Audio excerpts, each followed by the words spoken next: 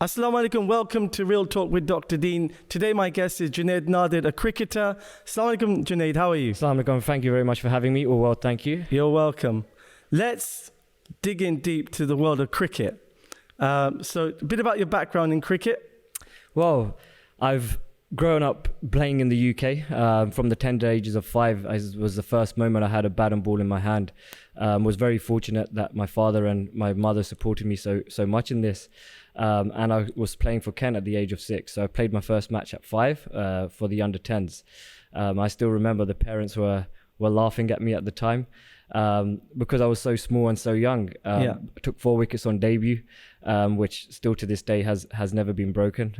So then followed through playing for Kent up into the academy, followed into England age groups, and then also played for Kent and the second 11 and the academy, and then further on went to Essex, played for Essex for a few years with some of the biggest names in cricket. Alistair Cook, Monty Panesar, Sajid Mahmood. There were some of these iconic names that for me growing up were something special. So yeah, it's been a fruitful journey. Recently, played in the Kashmir Premier League, representing Mirpur Royals, which, as a British born Pakistani, to go overseas to bring cricket back to Kashmir was something, remarkable and truly honorable. And what a beautiful place Kashmir really is.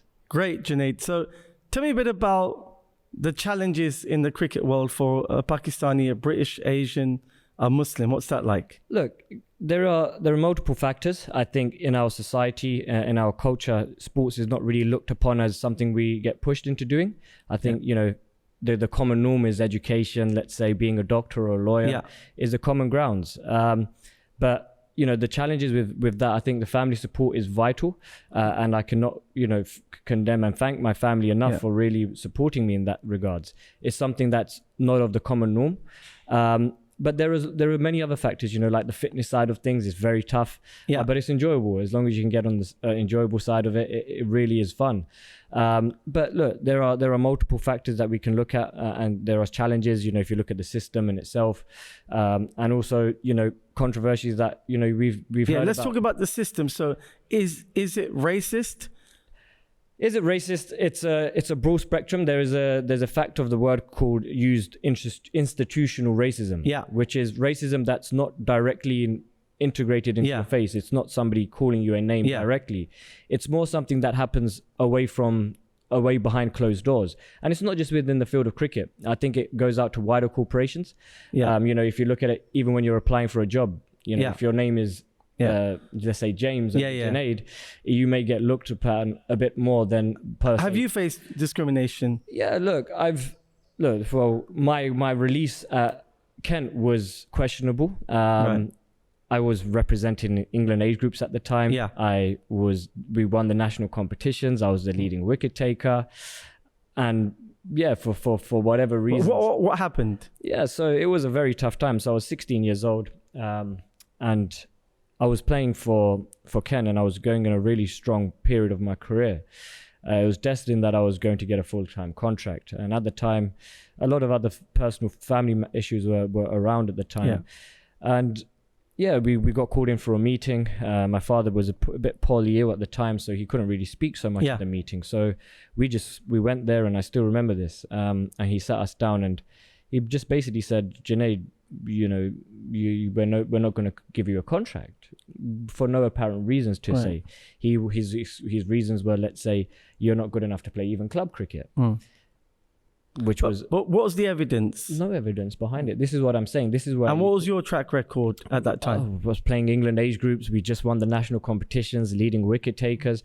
So there was no reason not to. I wasn't. But did you challenge the racism? I was too young at the time, and because my family don't really want to get involved in the nitty gritties, and they don't really know the sporting industry like this. I was really taken back by it. It took me to a very dark place at a very young age. How did it make you feel? Ripped, shredded, because that was all I ever knew at the time, right? And it was destined. And when destiny is taken from you, it's shattering. How do you know it was destined? But everybody was talking about it. The media, there was a lot of people, the conversations about you going pro now. It's your age, you're performing. This is your time. You're playing for England. Let's do this. And I said, yeah, I'm ready to do it. I was on the Kent Academy for a few years as well, so everything was aligned for it. It's and whatever the reasons were, it was. So when you were in that dark place, what was that like? As a 16-year-old, it was. It's very tough. You don't. What was your day? What were your days like when you were going through? So they rejected you. You're at home. You're 16. How do you feel on a daily basis during that period? I didn't know what to do. The amount of things that were running through my head at that time was astronomical, and nothing was really in place for myself at the time as a youngster to really absorb such a hit. Yeah. But I took it upon myself, and a few months later I said, Dad, I'm going to go to Pakistan. I'm going to go to Pakistan on my own. Yeah. No, not with you, not with mum, no one. I'm going to go alone, stay with my chachu there. Yeah. And just go and learn and appreciate and value life. Wow. So you took a break from the whole cricket scene. Took it all, and I went there and I said, you know what, I'm going to go and play in Pakistan, because Pakistan in the subcontinent regions, India, Pakistan, Bangladesh, Sri Lanka, they're cricket crazy. And you go to the training sessions, you see kids 5-6 years old coming to the nets without even shoes, and they're so talented. Yeah. And I'm sitting here in the UK and was complaining or looking at other things that I shouldn't have really complained or looked at as those sort of things. So it was a really humbling opportunity to really appreciate things in life. I followed through. I came back the next year, and I was 17 years old, and on my mother's birthday. You stayed a year in Pakistan. About 6 months. Yeah. And what was that like for you as a British youth living in Pakistan? Is it village life? Is it city life? Is it Sharwar communities just chilling, or is it training? What was it like? Look, I even if I go back there now, my Punjabi Urdu is not too bad. It's understandable, but I used to get taken the mickey out of my cousins and so forth. A mix of both. I would stay in the city as it was close to training, and then obviously I would like to go to the villages, as we say, the Pind, and it's really an experience that I do recommend to anybody. Why do you like the Pind, the villages? Like I said, it shows a sense of life and value, and especially living in the UK or even in the Western world, we take so many things for granted. Like what? From even the cars we drive, the food we eat, the clothes we wear, how we have access to internet, electricity, the simple necessities of life. That is where you'd really then truly understand and appreciate what life value is. Would you live in Pakistan or Mirpur or a village? I would like to. I would say to. I wouldn't my personally self go back to Pakistan currently in this in the situation that it is in. But we have our own family house out there. We do go out there. Obviously UK is home for us. But Kashmir is, again, when I went there, I've been very fortunate to go to the Swiss Alps. I would say it's almost comparisons. The Switzerland Alps and the Kashmir mountains is like for like, and Pakistan has some really untapped beauty that's only now really being discovered thanks to the likes of social media.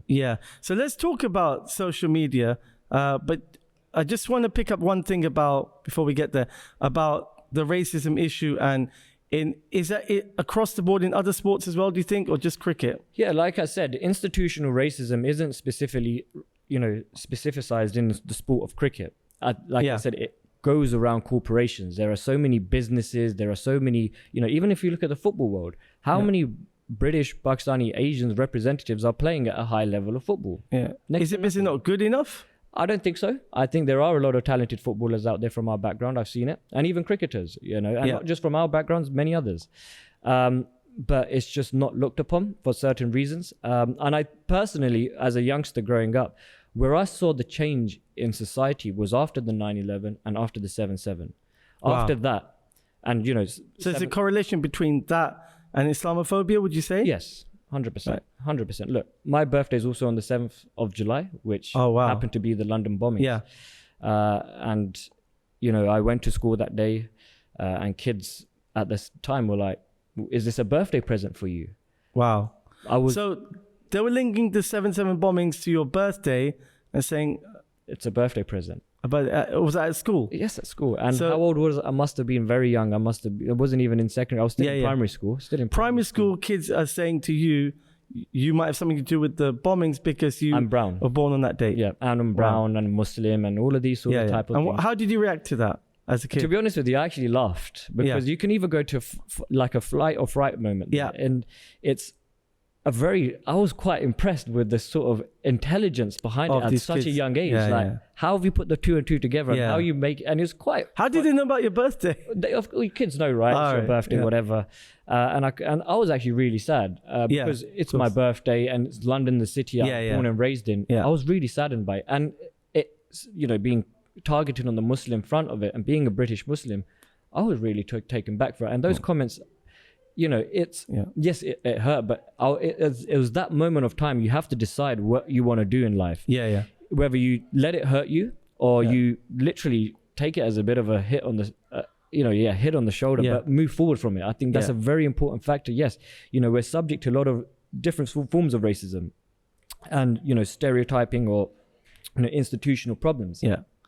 But it's how we overcome those things. Yeah. Just one quick one. You've got an audacious plan to have this new idea, beach cricket. So we're going to continue with that talk. But what is that all about, beach cricket? Yes, so it's called Coastline Cricket. Coastline Cricket. Yeah, I'm the CEO, founder of that. And for the first time in international cricket history, you're going to see mixed teams. So you're going to see female cricketers also compete with male cricketers. And we have some of the biggest names in cricket Quick history. one. Is it going to work or is it going to flop? It's going to be amazing success. Amazing success. Amazing beach success. cricket. Yeah, it's been once done We'll before. continue with that after the break. We're just going to take a break. We'll see you after the break on Real Talk with Dr. Deen.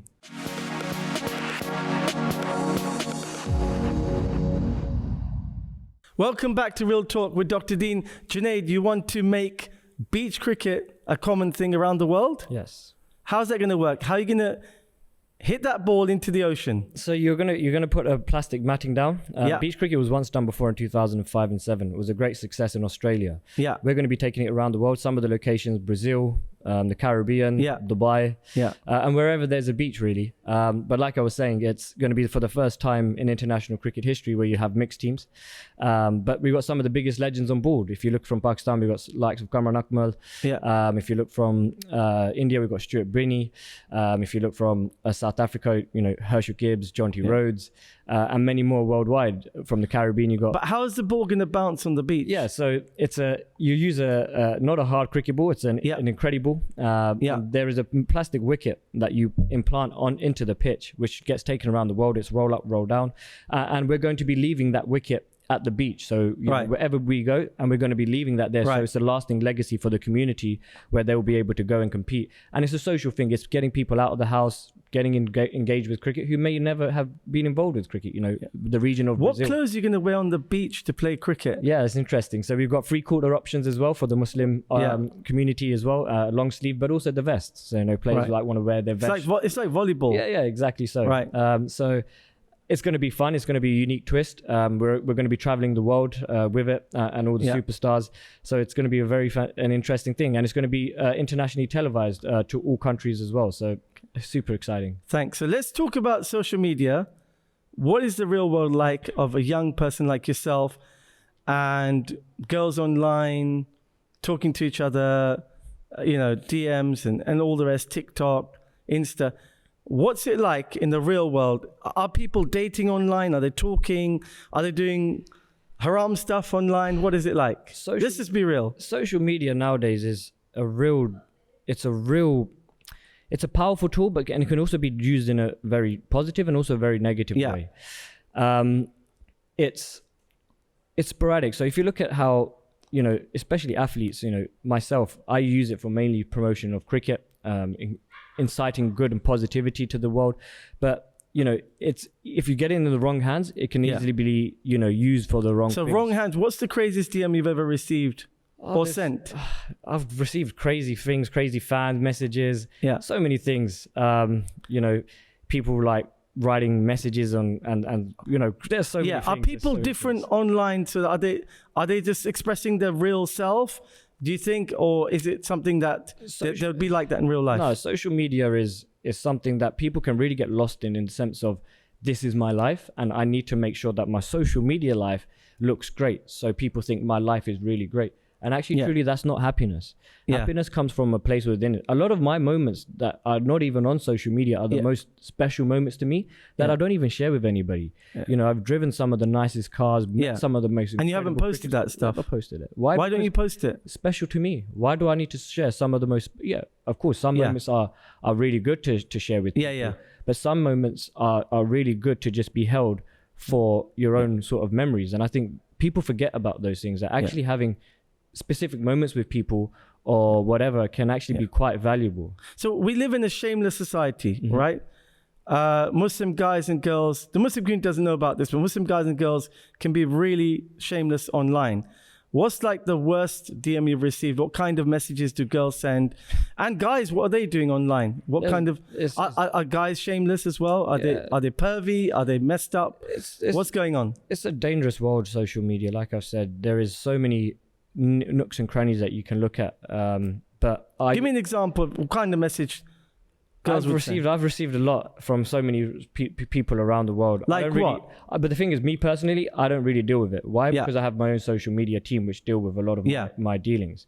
So I only get messages that are positive or come through that way. Because especially in the sporting world, you get a lot of, bad messages. Like what? Give me an example. Like they'll say you're a cricketer. You can't play. So degrading. A lot of degrading things. Actually, there's more degrading things that come through. So when somebody says, for example, you're a rubbish cricketer, what do you do? How do you react? Well, as a youngster, when I was not educated about certain things, you start reading into it. But when you get into the sort of professional field and you start, dealing with these things a bit more, you just know it's white noise. There's a phrase we use in sports is white noise. And all of it is white noise because especially that's why I say cricket is life. Because you go out in cricket trying to score 100 every game or trying to take 5 wickets. But the reality that it doesn't happen. And in life it's the same way. You try and go out to succeed every day. Yes, we succeed in every sort of way, but that's where we must appreciate and those special moments because life is full of ups and downs. But it's about how we cope at those lower times and really appreciate what life is about. There's a real balance on those things. So I ignore a lot of the BS as we call it and the white noise, and I just focus on mainly a lot of the positive stuff, especially where it came from when I came out of a dark place once. So currently we've got a Muslim marriage crisis, right? So we've got a lot of unmarried brothers and sisters. We've got a high rate of divorce. We've got a lot of issues in the whole marriage space. What's your thoughts on that? I think nowadays, look, I have this conversation a lot with people. Now, we're in a time, I think the financial crisis that's happening worldwide has put a dampen on that because people, tend to or would like to be more financially set or stable before committing to a lifelong, thing about buying houses or, having sort of financial capacity to look after one another. And because things are getting so stretched now, prices going high, income's going lower, people are getting stretched. So, people can just about afford a living for themselves. So how big a factor is money in getting married as a Muslim? I would say 75%. Do girls want a guy with money? 100%. Yeah. Would they take a good guy with no money or no. A regular job? There will be a few percentage of it. I'm sure there's a few percentage of it, but 95% is 95% would money driven. Muslim women would want a guy with money to get married. So, and that's the reality of it. And what are the other factors that girls want? Then again with the social media element, you go online, and for both boys and girls, you go online, you see bulky big men or whatever it might be, gym boys or guys might be seeing bikini models, whatever. You're really then coming away from actually what is special. And that's why I personally refrain from looking and going on so much is because you got to understand the meaning of life. I've been very fortunate enough to have my penny drop earlier about the value and certain aspects of life. That's why I've never really rushed into it. Yes, we come from a good background. Yes, alhamdulillah, Allah's been kind. But I see, yes, you have X amount there, but it's always... So your opinion that 95% women probably look for a guy with money. What about the guys themselves? Are they marriage material? Are they ready for marriage? Are they mature enough? No, and this is another conversation that we have a lot with, I'm only, 26 myself. You see guys who are 36, and a lot of people say you have a lot of more maturity, or you're level-headed than them. And I've got a lot of senior advisors and friends in the circle. You can see that some of their maturity levels or aspects about life are not really clued on. Why are young men not mature nowadays? Why are they playing video games? What's going on? It's the fear of responsibility. The fear of responsibility. What does that mean? Fear of responsibility is taking something into your own account and into your own hands. And actually, you know what?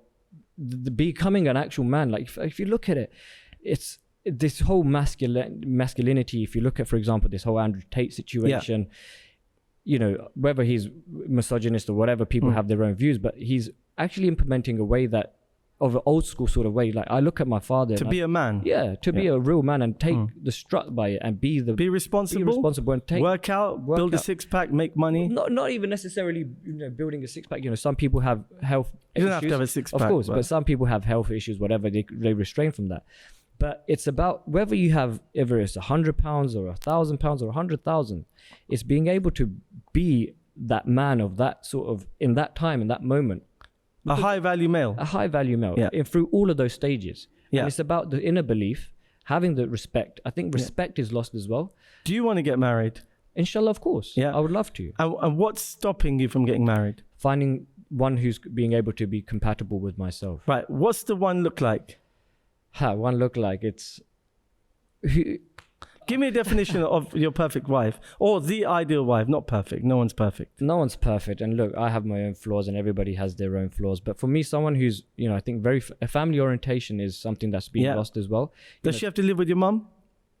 I would like it. Not necessarily would have to. I'm a traveler, so I'm always traveling around the world, and I'm sporadically there and so forth. So yeah, I would love somebody, because I'm the youngest of my family. Yeah, I would like to say that my responsibility is towards my parents. Yeah. So yeah, that. What if you meet the ideal woman and says, "I'm not living with your parents, but I will be a great wife"? My parents for me, and is my value, and I would never ever leave my parents for any human. Right. And if you had a dispute between your wife and your mum, what would you do? I've seen so many sort of situations, not just in my own household, other households and whatever, of arguments and situations between families. I think that's when problems start arising. But how do you resolve those?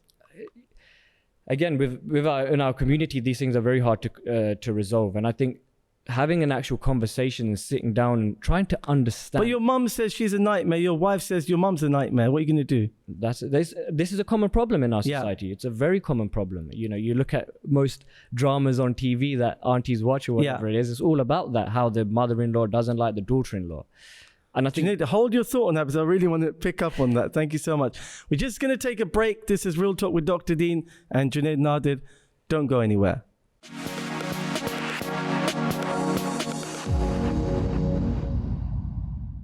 Welcome back to Real Talk with Dr. Deen. So Junaid, in terms of marriage, I'm seeing a trend. So you tell me what you think of this. I'm seeing a lot of guys and girls messing around, doing the haram stuff, having bad experiences, breaking up, and then going to parents and saying, I've tried everything haram. I've tried all the girls and guys.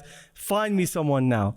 And so that whole trend that died of arranged marriages is coming back. I'm seeing it. What is that something that you've seen? 100%. And I fully agree with this whole arranged marriage situation. Yeah. Now, my parents were arranged marriage back in the day as it was. And if you look at the success rates of marriages then and the divorce rates then compared to now, massive difference. I would say they doubled now. Was that because they took abuse, or is it because they were more tolerant? I think tolerance. I think the previous generation, they were scared of the word divorce. They never mentioned it. Never mentioned, because if they went back to their parents with that, you would get the divorce from your family, not even from your husband. Nowadays, you go back and something's not worked out. You had a little argument. The first thing that person does, call their mum and dad. Oh, this person had an argument with me. We're going to go for a divorce. This, that, and you're just like, come on. You've got to look at the... Is it easier to divorce now? Is it over small things? It really is. I had a guy and girl got married on the wedding day. The girl, his wife, was rude to the guy's mum, and he divorced her there and then on the wedding day. Wow. So look, that's an example of how things Can really be. Because he said his justification was that if she's rude now, today, on this wedding day, she's going to be a nightmare with my mum, right? So what are your thoughts on this whole short fuse? If anything isn't the way it's meant to be, then I'm out. This is it. So coming back, and I use my parents as a great example. And Yeah. now I've grown up, I really understand the values. You know, my mother was my father's support rock. Without my mother, my father wouldn't have been able to be the person that he is today. Yes, of course they went through ups and downs and highs and lows and arguments. Every couple does. And this is what people need to understand, is that yes, you will have moments of, you know, dispute. You Yeah. will have moments of financial difficulty. Yeah. You may have sleepless nights when you have children. But this is But I don't want that. I want the Instagram life. reality is not this. This is the difference between reality and, you know, social media. Some of the youth said to me that a lot of the girls nowadays, they want the wedding, but they don't want the marriage. This is it. So they want the Instagram wedding, the whole Bollywood acting, the whole stage and all of that. But the commitment isn't there. But is it the guys or the girls? Now, there's a phrase that there's a saying that they use, you know, the tip of the iceberg. Yeah. What people see of an iceberg is the tip, right? Yeah. Which is great, it might be big, whatever. But what's under the water Yeah. is that's the real core, what's holding it up. What's under the water is Now, for myself, now when we talk about these things, like it's respect, it's home values, it's respect about yourself towards others and how you communicate and actually value people. You know, it's all about what is behind the scenes of what makes things successful. Now, you can look at a guy on Instagram who's got nice car, nice woman, this and that, but you don't know. He, like, you know, even people say this to me, Junaid, you live in a great life, this, that. You see what you see on social media. Yeah. But they're not, you know, with me running 6 o'clock in the morning Yeah. or going bowling for 2 hours a day, Yeah. you know, sweating off my ass and whatever. Do you know. show that? Well, yeah, they're to an extent, but not really, because Yeah. these are that what you call 0 hours. They're the private hours. They're the 1%ers of Yeah. what you need to do. You know, Why don't you show your effort on social media? Why just show the glamorous bit? because people don't want to know that. You know, they're going to get interested. No one's going to be interested in me having a Zoom meeting at 1 a.m. with my clients in the US or even overseas in Pakistan early morning. So that's how sporadic it really gets. But people don't see those things. But people don't see the journey that you go through, but you show the results. Yeah. So the journey is what I'm now trying to portray and show to people from my childhood life, from 5 years old, you know, winning countless awards, you know, 9 years old, won an award alongside Amir Khan with Jermaine Jackson, you know, in attendance and many others, you know, wearing an England hat, winning, playing on Sky Sports, doing all of it. What really annoys me is when I see capable, good-looking young men not married. Yeah. Because marriage is the fabric of society, right? So I know a home where there's 5 brothers. They've all got amazing jobs. They live together. None of them are married. That's 5 sisters who could have amazing husbands, right? Yep. But what's the, it's not just the physical or the financial. There's a mental block here of getting married, right? What is that mental block for people? Everybody has their own sort of reasons. I think we got to understand that first. Everybody will have their own restrictions. Some people will be financially more able than others. Some might be physically more able than others.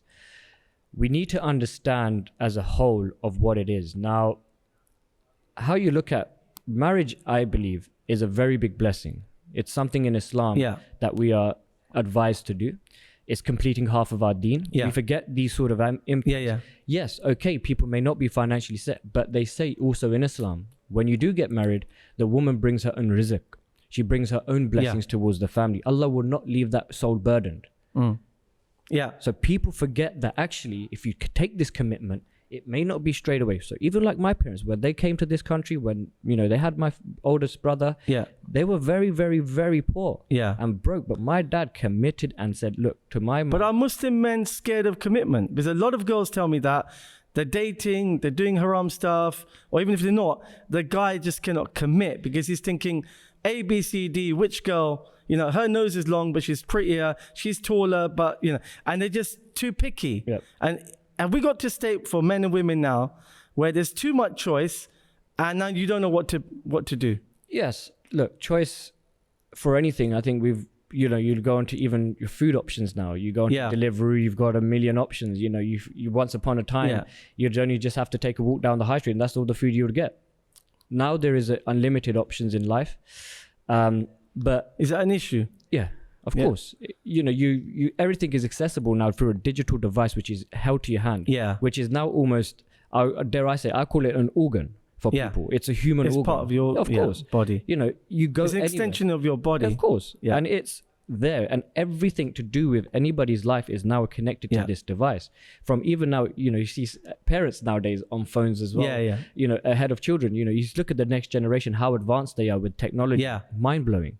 So all of these things are, yes, positive, but also very negative. So we now as a society, I think what people need to understand is everybody's story and journey is different. Yeah. But it's how you can incorporate other people's journey and life histories into your own. And learn from it. That's it. I've been very fortunate, and that's where I've made mistakes. I've done bad things. I've done good things. We've all made mistakes. Yeah. We've all done it. But this is what it is. Everybody has done something in their life. You look at the greatest, you know, Nelson Mandela served how many years in prison to come out of it, Mike Tyson's, all of these. But it's about what you become after it. You know, yes, people want things now, like it's yesterday. You don't want to wait for things anymore. You buy a car, you know, you order it, it takes 2 years sometimes. People want it yesterday. People rather buy a car yesterday. People don't know that things is a process and a time. So you got to give things a time to grow and develop. It's like planting and growing a flower. Yeah. You put a seed into the pot. Yeah. It's not just going to grow like that. You need to water it. You need to give it sun. You need to give it some feeding sometimes. What's the best age for that flourishing? What's the best age to get married? The younger, the better. The younger, the better. What age? The better. Everybody's subject to their own, but, you know, 21 above, I think between 21 and 25 for individuals. Look, I'm above that and I'm not married. So I can't really speak as a hypocritical way, but I would have liked to, and I advise people that's the best place and age and time to do it. Because then once you do then commit to it, the shaitan in itself, he refrains from, you know, committing for you to going doing these haram things or other things. So I think, yes, it lowers one's gaze, it keeps it, but the mindset has to be correct. Whatever you're doing it in life, whether it's business, marriage, sports, whatever, the individual mindset has to be set. So what I'm seeing is there's a whole load of single sisters, a whole load of single brothers, and they're all saying, I can't find anybody, and they're all out there. So if you're going through profiles or you're messaging and DMing, what you're seeing is you've got all these options. So it's not, people say there's a lack of people. There's not a lack of people. There's too much choice out there. It was how you started. You know, what did they say? They say, we can't find anybody. Yeah. So they've already planted it in their mind that they can't find anybody. Yeah. Actually, like you just said, you can't find anybody, but there's options. Yeah. Actually, change the mentality, change the mindset. Do they need to compromise? A compromisation is all about marriage. Without compromising, again, going back to my parents as an example, my father said to my mother, for the next 30 years, I'm going to work day in, day out, whether you like it or not. And if you want to be with me, be with me. I'm doing this for you and the kids. Yeah. And she had to compromise. She knew that she wouldn't get to see him as much and all of these other things. Compromisation is the root of success. Wherever business you're going to be. So a woman needs to compromise, or the man, or both? Both. Marriage is a both-way thing. So let's talk more about now the manhood thing, because I've seen two types of people, and, you know, from my point of view, I see people that hate Andrew Tate and people who love Andrew Tate. If you watch his short form, he's the most evil man in the world. If you look at his long form podcast and you look at the comments, very different, very, very positive. So it depends on where you are. What are your thoughts on Andrew Tate? Incredible. I've been very fortunate to even meet the guy once. You met him? Yes, in Dubai. What, recently? Yeah. Okay. Like, what was that like? Amazing. What's he like in real life? Good guy, really simple, very humble, and it's just this is it. Like, I've been very fortunate enough to see a lot of, and, you know, yes, Andrew's a very influential person, but I've met people who are a lot more, you know, affluent than he is, and you realize that. You need to hold it right there. We're just going to go for a break. We'll see you after the break. This is Dr. Deen's Real Talk with Junaid, Nadir.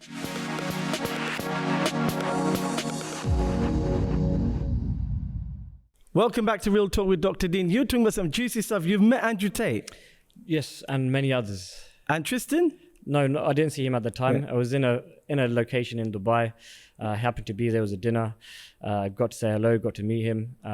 Is he a ruthless, evil man? No. And look, even people say that about me. You know, I get a lot of bad press and bad things said about me around. But when people then get to know the individual, they're like, wow, you're actually really sound guy. So what's Andrew Tate's message to the world? just be, and it's about being a masculine man. It's something that we've lost in society. I think it's something as men we shy away from. Yeah. Is about, like he's talking about, taking responsibility, right? Yeah. Being a man. And it's not about, it's taking it back to the caveman era to an extent, where the man will go hunting, he's the pack, and he'll go bring the food, and he'll come, so he's the provider. And he, back in the day, cavemen used to be quite big, and he's got that sort of mentality around it. Why do women hate him so much? Is he misunderstood? It's social media. They've really, you can take a clip and mix it up and make someone seem something what they're not. And women, they don't understand his message because they're not coming from our side. They don't understand what it's like to be a provider and these things. So they misinterpret the message. Has Andrew Tate changed his message, do you think? No, I don't think so. Since his whole change, and I think him. No, about women, talking about women as he cut down. Over the years he's calmed. He's calmed because he realizes that he can get him into trouble. But I think he's calmed down a little bit on it. But he's still on his own ways on it. But yeah, there's so many factors that you can look at about celebrities being influential in that way. I think his message is respectable in some ways. Some things I don't agree with, but that's with everybody. I may agree with some things you say, I may not. People. Has he overall helped young men, do you think, or the opposite? I don't know. It's a tough one to answer. You need to have some sort of concrete sort of evidence behind it to back it. But I would like to say, I'd like to hope he has. I followed the court case of Andrew Tate. He's still innocent until proven guilty. And what's the media been like in terms of covering this case? The media are an interesting outlets, as you can say. Each and every one has their own sort of respects, right? Someone like him, they're going to try and tarnish his sort of reputation. Nobody wants to see someone successful in this world, and that's the honest truth. The higher and the more you succeed, the more things are going to come and trouble you. And that's the honest truth. The higher I've ever achieved in my life and the further I've ever gone, the more problems and the more issues you find, even with financials or whatever it is. So the higher you step, the bigger the problem. And that's what people also don't really seem to understand. What do you think of the example of Andrew Tate and Tristan Tate's brotherhood and their friendship? Incredible. And I think that's something we lack sometimes in our community. Sometimes you see really good, strong brotherhoods, and also you see a lack of it. Well, Tristan Tate said that I would go back into prison if my brother was there alone. I wouldn't leave him alone. Is that something we're lacking now, this family bond, siblings? And why is it there's so many siblings now are not close? What's the reason? I see that all the time. In the Muslim community, brothers and sisters who are not close, don't talk to each other. It's really, really troubling me. What is it? Why? I think competition. Competition between siblings? Yeah. It's normal. Is it not love? Yes, look, every family is different. You got to see every situation is different. But yeah, there's you always see it, competition amongst brothers, cousins, who's doing better than the other. And that's, I think, a sad thing in our culture. I think we're always pushed to strive to be better than others, when actually we should really just look back and appreciate at what we really truly have. I think life is so precious. You can have all the money in the world. I've driven all the nicest of cars, and been on the nicest of holidays. What does that give you? There's no satisfaction. How can people get closer to their brothers and sisters? Does it even matter? I could just live my own life. I don't need anybody. Of course you do. Family, and it only comes at a time when hardship hits and you really realize the value of family and who is and what they are. Because at the end of the day, if you look at Vin Diesel's saying from Fast and Furious, family, right? He just says it. Family is everything.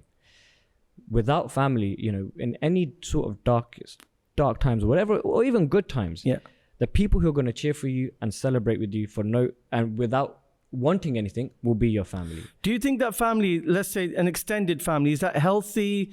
What's the role of sister-in-laws, mother-in-law, everyone living together? Is that healthier? Or do you think that should be avoided?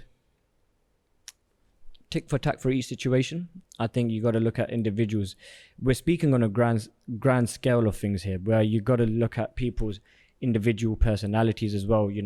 Some people like to cause drama. Some people like to cause havoc. So that's in people's natures. Yeah. we got to accept that and realize, okay, cool, people like to be like that. We got to understand how people are, and if that's the way an individual is, okay, how do we now deal with that individual moving forward? Yes, I know so many women who want nothing to do with their in-laws, but they want their own brothers to look after their parents. So this is like double standard. My brother should never leave his parents, but I don't want anything to do with your parents.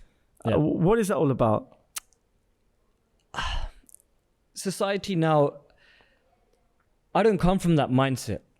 I'm very different. I like to keep the traditional values because I think it's very important. Like even speaking the language at home, you know. But Mirpuri values are seen as backward, and the Lahore, Karachi lot are more modern. Look, What's the right way? Look, you have to have a balance in life, and this is what life is about: balance. Anything in life is about balance. You talk about, you know, in the day of judgments, we're going to be judged on scales, you know, our good deeds and our bad deeds. And it's all about how they balance up. Yeah. Simple. It is literally. So what is the balance simple of having a successful life as a man, getting married, looking after your family? What's that formula? Give me some tips on the perfect formula. My formula is, look, you got to have, of course, Islam is a big part of, you know, my life. And, you know, and I think it should be, you know, whether people are practicing or not is another factor, but Islam or religion is there to give us a form of guidance. What does practicing mean? Having a beard? No, look, practicing is in their own ways, right? People like to practice the 5 pillars that we talk about. So if whether you commit to the full 5, the 2, the 3, whatever, however many. But I think religion is there and is put in place for us to have a guidance of how to live life. Do you think everyone sins differently? Yes, of course. Everybody sins differently. You know, everybody's going to be. Do you think religious folk or practicing Muslims can be a bit judgmental of other people? Of course, you see. In which way? Give me an example. You see it. You know, you see the scholars around, and they talk about. You know, you talk about Andrew Tate being controversial. There's some scholars out there who are probably more controversial. Some scholars who've done some dodgy stuff. Oh, yeah, you know, there's so many stories that you see on here and media. Whatever. Like what? I don't know. There's been so many stuff. Controversy. Yeah, of course, with journalisms and ex-scholars and whatever. But it's just not in that field, right? Get it from athletes, whatever. Right. So there's a lot of things that are there. But like I said, you know, Islam is there for us to be guided. It gives us a guidance towards how we live life for our bettering. We implement that with our modern culture, with the Western society, which we're living in. And you find that balance of work, religion, put those two together, and family time. Do you think this world is like a matrix? There's things that are going on in the world that are not beneficial to mankind, to society, to family values. Do you think there's a lot of that going on? Look, it's written in the Quran, right? It's written in the Quran that these things are going to happen and it's going to be coming upon us. So this is why I say that people don't really tend to look at the religion as much as per se they used to. There's a lot of these educations. But what are we losing? What values? What do you think is happening to society? Morals, respects, and these things which are given to us in our religion. It's about discipline. You know, praying 5 times a day. It's something there as a guideline. Yes, people. What if I don't pray 5 times a day? I'm a good person. Of course. Look, some people don't. Some people do. Can I be a good person if I don't pray? Of course. And it's all about, first of all, being a good person. Being a good person. My personal belief is whether you come from any sort of religion, it comes from how you are as a person. You know, there is even stories about how, there's stories about how, people go into Jannah without praying and whatever, but they've done certain deeds and good things in their life. Do you think we don't focus on being a good person enough to either character? Yes. And I think that is where the value of everything that we've discussed about is lost. You know, I know a Sikh revert, and a Sikh revert said to me, I've been in the Muslim community 20 years, and the one thing I've noticed, the difference between my former community, Sikh community, and my community is that we talk a lot. In the Muslim community, we talk a lot. We don't do as much as we talk. What are your thoughts on that? Correct. You know, there's local Islamic centers where I live that haven't even been completed on their development yet. And my father is a property developer, mashallah. In that time that they've been developing this mosque, he's been able to single-handedly complete over 3-4 projects. Yeah. And you're thinking to yourself, and you're scratching, a single man's been able to fund his own projects, complete them, But the mosque ones are delayed and still going on. yeah. Oh, but Do mosques continue development projects because if they finish the project they can't get more funds? correct. It's all a business, right? So there's a lot of corruption in the mosques. So much. Unfortunately. Unfortunately. Junaid, you've been absolutely amazing. Thank you so much. I've been a really special guest. It's been really, really beneficial, I think, to all the guests as well. Thank you so much for your time. You came all the way from London. Any last thoughts, any advice for people? Give me 3 tips, life advice that you've learned. Look, keep life simple, appreciate, respect and love. Simple things. Give me specific. Be more specific. So let's be more specific on that. So like, look, What simplicity? simplicity of valuing and appreciating the simple things in life, like sitting here with yourself, taking the journey up today, seeing the scenery, the sky, the weather, the smell of oxygen, Wow. being able to see our hands, being able to walk, being able to speak, being able to see. Because there's people out there that have these troubles, that they may not even have a left hand or a right hand or even feet. People will be able to walk, some people are not able to. Some will be able to see what we're speaking about, some will only be able to listen, and vice versa. But when we understand and appreciate that actually God has given us something more than life in itself, that is where the value comes in. And that's when you start to love and respect naturally. You start to love and respect other people around you, irrespective of their condition or their health or their background or their color. And that is the fundamental key to life. When people get that thing right and appreciate, the smallest of things like food and having a clothing, and Will that make us happier? 100%. Or do I need a Gucci bag? No. I tell you, look, like I said, I've driven the nicest of cars, had the nicest of things. Was I happy then? Yes, of course. But I'm much more happier now. Yes. You're more content now. More content. Thank you so much, Junaid. We'll see you again. Thank you for joining us. That was Real Talk with Dr. Deen. We'll see you on the next episode with another special guest. Don't go anywhere. We'll see you next time. Assalamu alaikum.